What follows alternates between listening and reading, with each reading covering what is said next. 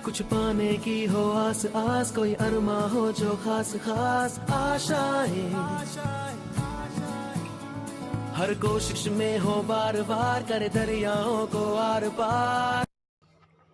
नमस्कार साथियों, आप लोग कैसे? उम्मीद करता हूं कि आप लोग अपनी पढ़ाई को कंटिन्यू कर रहे होंगे। यहाँ पर हम टॉप मोस्ट इम्पॉर्टेंट क्वेश्चन लाए हैं और कल एग्ज़ाम है पर्यावरण का, यानी 22 तारीख को, संडे को।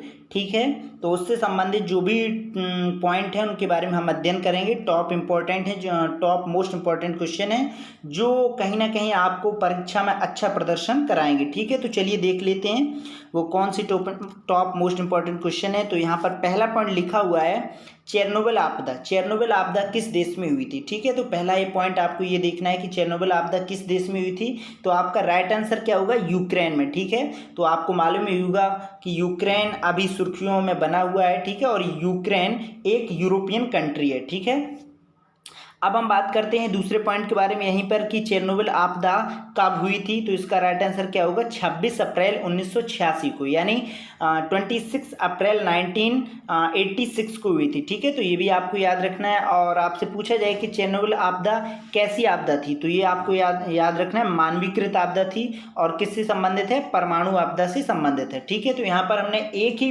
प्रश्न के 4 पॉइंटों का अध्ययन किया है कि किस देश से संबंधित है? यूक्रेन देश से संबंधित है। कब हुई थी? 26 अप्रैल 1986 को घटित हुई थी।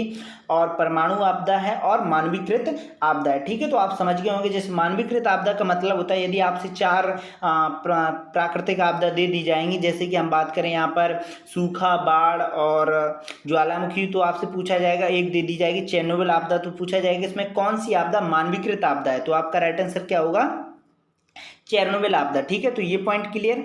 अब हम दूसरे पॉइंट के बारे में बात करें तो दूसरा पॉइंट यहाँ पर लिखा हुआ है कि भोपाल गैस कांड कब हुआ था। ठीक है, तो ये भी आपको याद रखना है कि भोपाल गैस कांड किस कारण हुआ था या फिर कब हुआ था, कहाँ पर हुआ था। तो इस पॉइंट को हम डिस्कशन कर रहे हैं। तो यहाँ पर लिखा है कि देख लेते हैं कि जो भोपाल गैस कांड हुआ था उसमें जो गैस का रिसाव हुआ था वो उसका हुआ था मिथाइल आइसोसाइनाइड। ठीक है, तो ये आपको याद रखना है कि भोपाल गैस कांड में किस गैस का रिसाव हुआ था। तो आपका राइट आंसर क्या होगा? Methyl isocyanide. इसे हम शॉर्ट नाम से भी जानते हैं, उसका नाम है मिक, यानी मिक का मतलब होता है मिथाइल आइसोसाइनाइड। ठीक है, ये कई बार पूछा भी गया है।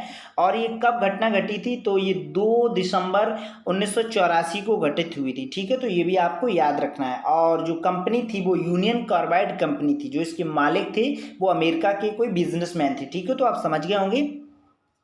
तो भोपाल गैस कांड से यदि आपसे कोई भी प्रश्न पूछा जाए तो आप उत्तर आसानी से दे सकते हैं कि भोपाल गैस कांड कब हुआ था। तो आपका राइट आंसर क्या होगा? 2 दिसंबर 1984 को हुआ था।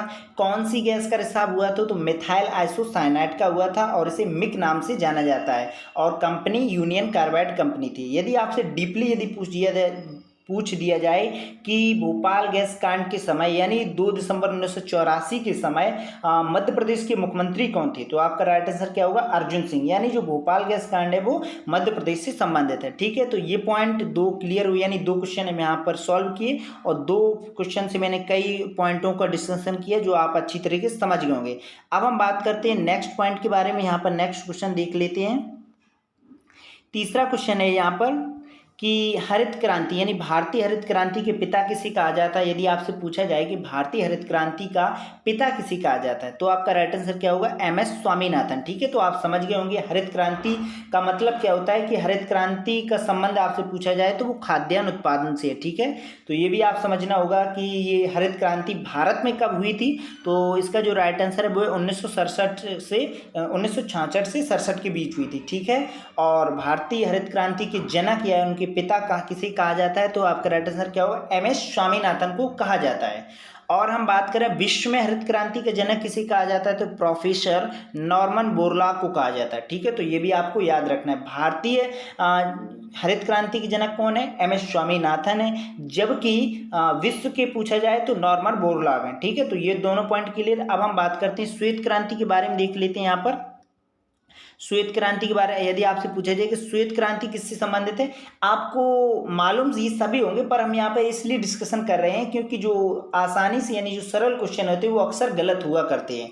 ठीक है, तो आप समझ गए होंगे यहाँ पर कि श्वेत क्रांति का संबंध किससे है, तो राइट आंसर क्या होगा, दुग्ध उत्पादन से। और नीली क्रांति का पूछा जाए तो आपसे मत्स्य उत्पादन से। ठीक है, तो ये पॉइंट क्लियर। यहाँ पर तीसरा प्रश्न था कि हरित क्रांति का पिता किसे कहा जाता है। ठीक है, तो एम.एस. स्वामीनाथन थी, खाद्यान्न उत्पादन से संबंधित है और भारत में 1967 से 1966 से 67 के बीच हुई थी। और प्रोफेसर नॉर्मन बोरलॉग विश्व के हरित क्रांति के जनक हैं। और श्वेत क्रांति जो का संबंध है वो दुग्ध उत्पादन से और नीली क्रांति का संबंध है मत्स्य उत्पादन। ठीक है, तो ये पॉइंट क्लियर। अब हम बात करते हैं चौथे पॉइंट के बारे में। यहाँ पर चौथा क्वेश्चन दिया गया है कि चिपको आंदोलन किससे संबंधित है, यानी चिपको आंदोलन संबंधित है किससे है, तो वन विनाश का मतलब होता है वन संरक्षण से। यानी वन विनाश चिपको आंदोलन कहाँ पर हुआ था, तो पहले आप ये समझ लीजिएगा उत्तराखंड के चमोली जिला में हुआ था। ठीक है, तो ये क्या है कि 1973 में। तो आपको यहाँ पर चारों पॉइंट याद रखना है कि चिपको आंदोलन कब हुआ था, तो राइट आंसर क्या होगा 1973 में, यानी 1973 में हुआ था। कहाँ पर हुआ था, उत्तराखंड के चमोली जिला में। और ये किससे संबंधित है, वन विनाश, यानी इसे चिपको आंदोलन का मतलब है कि जब उत्तराखंड में चमोली जिला में वनों की कटाई की जा रही थी तो वहाँ के जो ग्रामीण लोग थे, ग्रामीण लोगों में वहाँ पर महिलाओं और बच्चों ने भी भाग लिया और जो वृक्ष काटे जा रहे थे उन वृक्षों को घेर लिया, यानी उनके चारों तरफ चिपक गए। तो उसी से उनका चिपको आंदोलन की शुरुआत हुई। ठीक है, और इसका जो नेतृत्व कौन कर रहे थे, जो ये भी आपको याद रखना है, इनका नेतृत्व करने वाले जो चिपको आंदोलन के थे वो थे सुंदरलाल बहुगुणा। ठीक है, तो ये भी आपको याद रखना है। और ये सभी पॉइंट आपको कल एग्जाम में यानी पर्यावरण के एग्जाम में आपको देखने को मिलेंगे। ठीक है, तो इन्हें आप अच्छी तरीके से याद कर लीजिएगा। और हम यहाँ पर एक और पॉइंट दिए गए, एप्को आंदोलन का संबंध किससे। अक्सर ये ऐसा होता है कि दोनों शब्दों में यानी शब्दों का मेल से ध्यानपूर्वक ना पढ़ने से क्वेश्चन से आपके अक्सर गलत हो जाते हैं। तो यहाँ पर चिपको आंदोलन है, जबकि यहाँ पर एपिको आंदोलन है। एप्को आंदोलन भी वनों से ही संबंधित है। तो ये जो एपिको आंदोलन हुआ था वो 1983 को हुआ था। बाबा मायाराम के नेतृत्व में किया गया था। पश्चिमी घाट के कर्नाटक में वनों से संबंधित है, यानी वहाँ पर भी वनों की कटाई की जा रही थी और ये पश्चिमी घाट यानी दक्षिण भारत से संबंधित है। तो दोनों पॉइंट क्लियर हुए यहाँ पर। तो आप समझ गए होंगे चिपको आंदोलन और एप्को आंदोलन के बारे में। ठीक है, तो अब हम बात करते हैं। तो आपने देख लिया होगा वन विनाश से संबंधित है, उत्तराखंड में घटित हुआ था 1973 में। ठीक है, अब हम बात करते हैं पांचवें क्वेश्चन के बारे में। यहाँ पर देख लेते हैं। यहाँ पर हम टॉप जो 20 क्वेश्चन है उनके बारे में डिस्कशन कर रहे हैं, जो कहीं ना कहीं आपको कल परीक्षा में देखने को मिलेंगे और इससे आप आसानी से अपने क्वेश्चन का जो आंसर होगा उसे सॉल्व कर पाएंगे। ठीक है, तो यहाँ पर हम देख लेते हैं पांचवा क्वेश्चन कौन सा है। यहाँ पर लिखा है कि विश्व वन दिवस कब मनाया जाता है, जल दिवस कब मनाया जाता है, पृथ्वी दिवस कब मनाया जाता है और जैव विविधता दिवस कब मनाया जाता है। ठीक है, तो यहाँ पर हमने एक ही क्वेश्चन में 4 पॉइंट लिए हैं, तो उनके बारे में हम डिस्कशन करेंगे। तो पहले आप देख लीजिएगा, विश्व वन दिवस के बारे में देख लेते हैं। तो विश्व वन दिवस 21 मार्च को मनाया जाता है। ठीक है, तो यानी विश्व वन दिवस किस तारीख से संबंधित है, 21 मार्च से संबंधित है। और 22 मार्च के बारे में बात करें तो जल दिवस मनाया जाता है। ठीक है, तो ये भी आपको याद रखना है। और 22 अप्रैल के बारे में बात करें तो पृथ्वी दिवस मनाया जाता है। और जैव विविधता के बारे में बात करें तो 22 मई को। तो तीनों पॉइंट आपको याद रखने हैं कि 22 मार्च, 22 अप्रैल और 22 मई, यानी जल दिवस, पृथ्वी दिवस और जैव विविधता दिवस। ठीक है, तो तीनों पॉइंट याद रखना है। और एक और दिया गया है यहाँ पर कि 5 जून को कौन सा दिवस मनाया जाता है, तो आपको आंसर आपको मालूम ही होगा, पर्यावरण दिवस। ठीक है, तो यहाँ पर मैंने एक ही क्वेश्चन में 4 पॉइंटों को डिस्कशन किया है कि विश्व वन दिवस कब मनाया जाता है, 21 मार्च को, जल दिवस 22 मार्च को, पृथ्वी दिवस 22 अप्रैल को, जैव विविधता दिवस 22 मई को। ठीक है, तो ये आपको याद रखना है। और 5 जून को पर्यावरण दिवस मनाया जाता है। ठीक है, तो ये पॉइंट क्लियर। अब हम बात करते हैं 6 क्वेश्चन के बारे में। तो देख लेते हैं, भारत का राष्ट्रीय जल जीव। तो ये आप बेहद ही सरल क्वेश्चन है कि भारतीय राष्ट्रीय जल जीव क्या है, पशु क्या है, वृक्ष क्या है, राष्ट्रीय फल क्या है, पुष्प क्या है। लेकिन ये पर्यावरण में ये क्वेश्चन बार बार रिपीट होते हैं, इसलिए हमने यहाँ पर इन क्वेश्चनों को रखा है। ठीक है, तो इन्हें आप याद कर लीजिएगा। जैसे बात करें राष्ट्रीय जल जीव के बारे में बात करें तो वो आपकी डॉल्फिन है।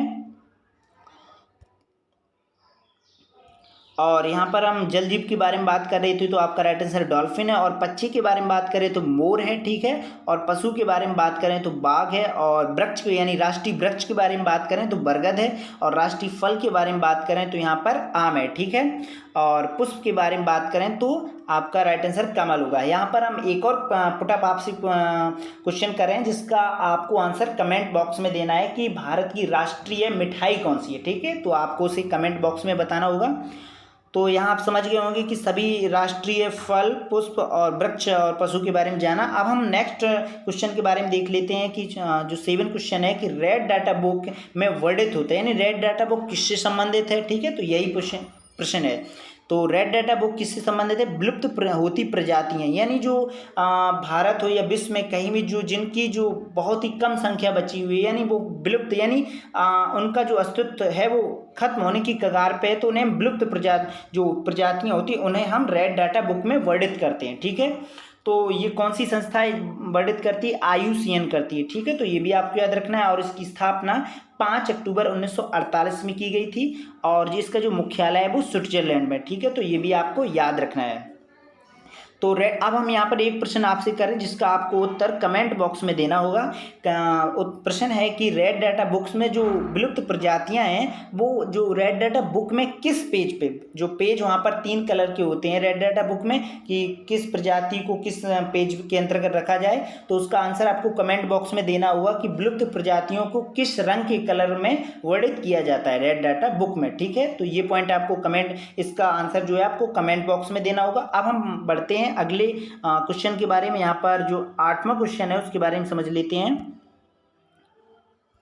लिखा हुआ है कि भारतीय वन्यजीव संरक्षण यानी भारतीय वन्यजीव रक्षा अधिनियम कब बनाया गया? तो ठीक है, तो ये भी आपको याद रखना है, इसके बारे में पूछा गया। तो इसका जो राइट आंसर होगा वो आपका है 1972 में, ठीक है। तो एक ही प्रश्न है, उसमें हमने कई पॉइंटों को लिया है, जैसे कि यहाँ पर वन्यजीव के बारे में समझ गए होंगे कि वन्यजीव रक्षा अधिनियम कब बनाया गया, तो राइट आंसर क्या होगा? 1972 में, ठीक है। और अब हम बात करते हैं 1971 के बारे में, देख लेते हैं कि 1971 किससे संबंधित है। तो ये है यूनेस्को ने मानव एवं खाद्य जीव कार्यक्रम में के अंतर्गत जीवमंडल कोष के से संबंधित है। यदि आपसे 1971 के बारे में पूछा जाए तो आप इसका आंसर बता देना है, ठीक है। जो यूनेस्को ने मानव एवं जीवमंडल कार्यक्रम के अंतर्गत जीवमंडल कोष के संबंधित है। और यदि आपसे 1986 के बारे में पूछा जाए, ठीक है, ऐसा पूछा जाएगा कि भारत में जीवमंडल रिजर्व प्रोजेक्ट का प्रारंभ कब हुआ था, यानी भारत में जीवमंडल रिजर्व प्रोजेक्ट का प्रारंभ कब हुआ था, तो आपका राइट आंसर क्या होगा? 1986 में हुआ था, 1986 को हुआ था। और यदि आपसे पूछा जाए कि 1973 के बारे में हम बात करें, तो 1973 के बारे में यदि आपसे पूछा जाए कि 1973 किससे संबंधित है, तो आपका राइट आंसर क्या होगा? बाघ परियोजना की शुरुआत हुई थी, ठीक है। तो यदि ऐसे आपसे पूछ लिया जाएगा कि बाघ परियोजना की शुरुआत कब हुई थी, तो आपका राइट आंसर क्या होगा? 1973 में। 1952 के बारे में बात कर लेते हैं। तो आपसे यदि पूछा जाए कि भारतीय वन नीति बनी थी, यानी भारतीय वन नीति कब आई थी भारत में, तो आपका राइट आंसर क्या होगा? 1952 में आई थी, ठीक है। तो ये भी आपको याद रखना है। ये सभी प्रश्न पर्यावरण में अक्सर पर्यावरण के एग्जाम में पूछे जाते हैं, उन्हीं से संबंधित हम डिस्कशन कर रहे हैं। और ये आपको नेक्स्ट डे यानी संडे को आपको ये सभी पॉइंट आपको देखने को मिलेंगे, ठीक है। यदि आपसे पूछा जाए कि भारतीय वन नीति बनी थी, तो आपका राइट आंसर क्या होगा? 1952 में बनी थी, ठीक है। और यहाँ पर हम देख लेते हैं 1987 यानी 1987 को क्या गठित हुए थे, तो केंद्रीय गंगा प्राधिकरण का गठन किया गया था। यदि आपसे पूछ लिया जाए कि केंद्रीय गंगा प्राधिकरण का गठन कब हुआ था, तो 1987 को हुआ था, ठीक है। तो ये सभी सन आपने समझ लिए होंगे। अब हम नेक्स्ट पॉइंट के बारे में बात करते हैं कि पारिस्थितिकी तंत्र यानी इकोसिस्टम शब्द दिया था, यानी इकोसिस्टम शब्द सर्वप्रथम किसने दिया था। और दूसरा पॉइंट है पारिस्थितिकी तंत्र में ऊर्जा का प्रारंभ यानी ऊर्जा का स्रोत क्या है, ठीक है। तो ये भी आपको याद रखना है। हम आपके इनके उत्तर बता रहे हैं। पृथ्वी का सबसे बड़ा तंत्र कौन सी? ये 3 पॉइंट दिए गए हैं यहाँ पर कि पारिस्थितिकी तंत्र का यानी इकोसिस्टम शब्द सबसे सर्वप्रथम किसने दिया था, तो आपका राइट आंसर क्या होगा? एजी टांसले ने दिया था, ठीक है। और दूसरा पॉइंट है कि पारिस्थितिकी तंत्र में ऊर्जा का प्रारंभिक स्रोत क्या है, यानी जो पारिस्थितिक तंत्र है उसमें ऊर्जा का स्रोत क्या है, तो आपका राइट आंसर क्या होगा, सूर्य है। ठीक है, तो ऊर्जा का स्रोत क्या है, सूर्य से उन्हें ऊर्जा प्राप्त होती है। किसी पारिस्थितिक तंत्र को, यानी प्राथमिक यानी प्रारंभिक स्रोत ऊर्जा का क्या है, तो आपका राइट आंसर क्या होगा, सूर्य का प्रकाश। और यदि पूछा जाए कि पृथ्वी का सबसे बड़ा पारिस्थितिक तंत्र क्या है, तो आपका राइट आंसर क्या होगा, महासागर। ठीक है, तो यहाँ पर हमने 3 पॉइंटों के बारे में जाना कि पारिस्थितिक तंत्र यानी इकोसिस्टम का शब्द सर्वप्रथम के शब्द का प्रयोग किसने किया, तो एजी टॉन्सले ने किया। यदि आपसे पूछ लिया जाए कि पारिस्थितिक तंत्र में ऊर्जा का प्रारंभिक स्रोत क्या है, तो सूर्य का प्रकाश है। और आपसे पूछ लिया जाए पृथ्वी का सबसे बड़ा पारिस्थितिक तंत्र क्या है, तो आपका राइट आंसर क्या होगा, महासागर। ठीक है, तो ये पॉइंट क्लियर। अब हम बात करते हैं नेक्स्ट पॉइंट के बारे में। यहाँ पर नेक्स्ट पॉइंट के बारे में देख लेते हैं। हाँ, यहाँ पर हम एक पॉइंट आपको बता दें कि यदि आपको भारत भूगोल में किसी भी पॉइंट का यानी आपको भारत भूगोल का अध्ययन करना है, तो हाँ, आप हमारे channel the Alok Kumar genius individual में जाकर यूट्यूब पर सर्च कीजिएगा और उसे सब्सक्राइब कीजिएगा, और वहाँ पर आप भारत के इंडियन ज्योग्राफी को पूरी तरीके से अध्ययन कर सकते हैं। ठीक है, तो अब हम बात करते हैं नेक्स्ट पॉइंट के बारे में। यहाँ पर लिखा हुआ है कि वायुमंडल में नाइट्रोजन, ऑक्सीजन, कार्बन डाइऑक्साइड कितने प्रतिशत मात्रा है। ठीक है, तो ये भी कई बार पूछा ही गया है पर्यावरण में, उससे संबंधित ही सब सरल क्वेश्चन है, बट आपको ये याद होना चाहिए भली बात ही। तो हम देख लेते हैं यहाँ पर वायुमंडल में नाइट्रोजन की जो प्रतिशत है वो 78% यानी 78% है। ऑक्सीजन की बात करें तो यहाँ पर 21% है, और कार्बन डाइऑक्साइड की बात करें तो 0.03% है। तो ठीक है, तो ये भी आपको याद रखना है। तो ये पॉइंट क्लियर। अब हम बात करते हैं नेक्स्ट पॉइंट के बारे में। यहाँ पर तो यहाँ पर 11वां क्वेश्चन दिया गया है, अंग्रेजी शब्द इन्वायरमेंट किस भाषा से बना है। तो यहाँ पर पहला पॉइंट है, यानी इन्वायरमेंट शब्द अंग्रेजी भाषा का वो किस शब्द से बना है, तो आपका राइट आंसर क्या होगा, फ्रेंच भाषा से बना है। ठीक है, फिर दूसरा पॉइंट है कि यहाँ पर इकोसिस्टम यानी पारिस्थितिकी तंत्र शब्द का प्रयोग सर्वप्रथम किसने किया था, तो एजी टॉन्सले ने किया था। कब किया था, 1935 में किया था। ठीक है, तो ये भी पॉइंट आपको याद रखना है। ये आपको कल के एग्जाम में यानी पर्यावरण के एग्जाम में आपको देखने को मिलेगा कि अंग्रेजी शब्द इन्वायरमेंट का किस भाषा का बना है, तो आपका राइट आंसर क्या होगा, फ्रेंच का। और फिर आपसे दूसरा प्रश्न पूछा जाएगा, इकोसिस्टम शब्द का प्रयोग सर्वप्रथम किसने किया था, तो आपका राइट आंसर क्या होगा, एजी टॉन्सले ने। कब किया था, 1935 में। ठीक है, ये पॉइंट क्लियर। अब हम बात करते हैं नेक्स्ट पॉइंट के बारे में कि घास क्षेत्र पारिस्थितिक तंत्र का सही भोजन श्रृंखला है, यानी घास तंत्र में जो पारिस्थितिक तंत्र की भोजन की श्रृंखला है, यानी कौन किस जीव पर निर्भर है, उसके बारे में बात कर रहे हैं। तो पहले घास को यानी कौन खाता है, टिड्डा, और टिड्डा को फिर मेढक को सांप, और बाज, यानी जो श्रृंखला दी गई इसे आप याद रखना है।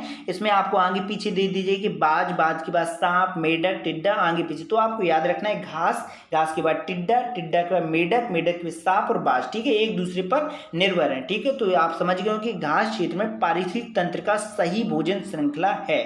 तो इसका जो राइट आंसर है आप समझ लिए हैं। अब हम बात करते हैं अगले पॉइंट के बारे में। यहां पर 13वां क्वेश्चन दिया गया है कि ग्रीन हाउस गैसें हैं। तो ये भी आपको कल नेक्स्ट एग्जाम जो कल परीक्षा है पर्यावरण की, उसमें आपको देखने को मिलेगा कि ग्रीन हाउस गैसें कौन सी, उसमें 4 दी जाएंगी या फिर 1 दी जाएगी, तो आपसे पूछा जाएगा इनमें से कौन है। ठीक है, तो यहाँ पर मैंने सभी ग्रीन हाउस गैसें सम्मिलित की हैं। Carbon dioxide green house gas है, मैथेन, ठीक है, CH4, और कार्बन मोनोऑक्साइड CO, और CFC यानी क्लोरोफ्लोरोकार्बन, ये भी आपको याद रखना है, और नाइट्रस ऑक्साइड और जलवाष्प, ये कैसी ग्रीन हाउस गैस हैं। ठीक है, तो ये भी आपको याद रखना है कि कार्बन डाइऑक्साइड CO2, और CH4 मैथेन, और कार्बन मोनोऑक्साइड CO और CFC यानी क्लोरोफ्लोरोकार्बन, नाइट्रस ऑक्साइड N2O और जलवाष्प, ये कैसी गैस हैं, ग्रीन हाउस गैस हैं। ठीक है, तो ये पॉइंट क्लियर। अब हम बात करते हैं कोरोना का लक्षण। ये 2022 में एक पर्यावरण का ही पेपर एग्जाम हुआ था, उससे मैंने इस क्वेश्चन को पुटअप लिया है। ठीक है, तो देख लेते कि ये पूछा गया है कि कोरोना के लक्षण क्या है। तो यहाँ पर लिखा है बुखार, सर दर्द, स्वाद का खत्म होना। ठीक है, तो ये 3 लक्षण दिए गए थे, यानी उसका जो चौथा पॉइंट डी था उसमें लिखा था उपयुक्त सभी, तो यहाँ पर उपयुक्त सभी हो जाता है। ठीक है, तो क्योंकि अपडेट यानी कहीं ना कहीं पर्यावरण में 1 से 2-3 क्वेश्चन करंट से आते हैं, तो आप भी समझ गए होंगे कि कुछ करंट से यदि कोई न्यू अपडेट यानी कोई कहीं ना कहीं ज़्यादातर सुर्खियों में कोई चीज़ रहे तो वो कहीं ना कहीं एग्जाम में अक्सर पूछी जाती है। ठीक है, तो यहाँ पर कोरोना से संबंधित था, ठीक है। कोरोना का यहाँ पर अब जब नेक्स्ट डे पूछा जाएगा, यानी अगले जो परीक्षा होगी जो पर्यावरण की 22 तारीख को, उसमें कहीं ना कहीं कोरोना से संबंधित या फिर कोई नया टॉपिक से कोई क्वेश्चन पूछा जाएगा, ठीक है। और इसे कोविड-19 के नाम से भी जाना जाता है। और जिसकी जो शुरुआत मतलब किस शहर में इसका जो लैब में किस शहर से मतलब इसकी शुरुआत हुई थी, यानी चीन के वुहान शहर में किसी लैब से इसकी शुरुआत हुई और पूरे देश में इसने तबाही मचाई, ठीक है। इसे पैंडेमिक रूप से फैलाया इसमें। तो आप समझ गए इस पॉइंट को। अब हम बात करते हैं नेक्स्ट पॉइंट के बारे में कि वर्तमान में, दोनों पॉइंट करंट से संबंधित है, दोनों पॉइंट पूछे गए हैं, ठीक है। देखते हैं कि वर्तमान में राष्ट्रीय आपदा प्रबंधन प्राधिकरण के अध्यक्ष कौन है, ठीक है। तो ये आपको याद रखना है कि राष्ट्रीय आपदा प्रबंधन के अध्यक्ष कौन है। तो यहाँ पर राइट आंसर क्या होगा, भारत के पीएम यानी प्रधानमंत्री नरेंद्र मोदी, ठीक है। तो ये भी करंट से क्वेश्चन पूछा गया था पर्यावरण में। और हम बात करते हैं एक और कि पीएम यानी प्रधानमंत्री राष्ट्रीय राहत कोष की स्थापना किसने की थी, तो ये भी पूछा गया था। तो इसका राइट आंसर क्या होगा, जवाहरलाल नेहरू ने की थी, ठीक है। तो ये कुछ पॉइंट थे जो आपने हमारे साथ डिस्कशन कर रहे हैं। अब हम बढ़ते हैं नेक्स्ट पॉइंट के बारे में। यहाँ पर देख लेते हैं 16वां क्वेश्चन दिया गया है कि मिनीमाता रोग और काला फेफड़ा रोग और इटाइटाई रोग यानी बीमारी किससे संबंधित है। तो ये भी आपको पर्यावरण एग्जाम में आपको देखने को मिलेंगे, क्योंकि मैंने यहाँ पर टॉप मोस्ट इंपॉर्टेंट क्वेश्चन रखे हैं जो अक्सर पूछे जाते हैं, और इन्हें आप अच्छी तरीके से याद कर लीजिएगा ताकि आपको परीक्षा में अच्छे मार्क्स लाने का एक सुनहरा मौका प्राप्त हो, ठीक है। तो हम देख लेते हैं यहाँ पर मिनीमाता रोग संबंधित है जल प्रदूषण से, यानी जल प्रदूषण से मिनीमाता रोग हो जाता है। और यदि फेफड़ों में यानी काला फेफड़ा रोग संबंधित है तो वो आपके कोयले में जो कर्मचारी होते हैं उनको काला जो फेफड़ा रोग होता है उन्हें हो जाता है, ठीक है। तो दोनों पॉइंट के लिए इटाई रोग संबंधित है कैडमियम, यानी कैडमियम की अधिकता से इटाई रोग यानी बीमारी हो जाती है, ठीक है। तो तीनों पॉइंट आपको याद रखना है कि मिनीमाता रोग जल प्रदूषण से है। और यदि आपसे ऐसा पूछा जाए कि कोयला में जो कर्मचारी काम करते हैं उन्हें कौन सा रोग हो जाता है, तो उसका राइट आंसर क्या होगा, काला फेफड़ा रोग से नाम से जाना जाता है। और आपसे पूछा जाए इटाइटाई रोग किससे संबंधित है, तो आपका राइट आंसर क्या होगा, कैडमियम से संबंधित है, ठीक है। तो ये 16वां क्वेश्चन कंप्लीट हुआ। अब हम बात करते हैं 17वें क्वेश्चन के बारे में। तो ध्वनि का मापन, ठीक है। तो आप हम देख लेते हैं कि ध्वनि का मापन किस में होता है, यानी ध्वनि की जो इकाई है वो क्या है, तो ध्वनि का मापन डेसिबल में होता है, ठीक है। और डेसिबल में होता है, यानी आप ध्वनि प्रदूषण का मतलब क्या है, ध्वनि प्रदूषण से क्या होता है, ध्वनि प्रदूषण से निद्रा में बाधित होती है, श्रवण शक्ति कम हो जाती है, और जो उच्च रक्तचाप बढ़ जाता है। रोग कौन सा हो जाता है ध्वनि प्रदूषण से, उच्च रक्तचाप बढ़ जाता है। अब ध्वनि प्रदूषण होता कहाँ से, जैसे कि बात करें परिवहन से, उद्योग धंधे से और मनोरंजन से जो ध्वनि प्रदूषण होता है। ध्वनि प्रदूषण से जो रोग हैं वो निद्रा कम आना, श्रवण शक्ति घट जाना, सुनने की क्षमता घट जाना और उच्च रक्तचाप बढ़ जाता है, ठीक है। और जो ध्वनि का मापन किया जाता है वो डेसिबल में किया जाता है। यहाँ पर लिखा है ओजोन परत की मोटाई को मापते, यानी ओजोन परत की मापने की जो यूनिट क्या है, तो वो है डॉप्सन, ठीक है। डॉप्सन यूनिट है। और हम बात करें 16 सितंबर को ओजोन दिवस मनाया जाता है, ठीक है। तो ये पॉइंट क्लियर। और हम बात कर रहे हैं कि ओजोन लेयर है वो किस परत में पाई जाती है, यानी मध्यमंडल में। मध्यमंडल का मतलब होता है स्ट्रेटोस्फीयर, ठीक है।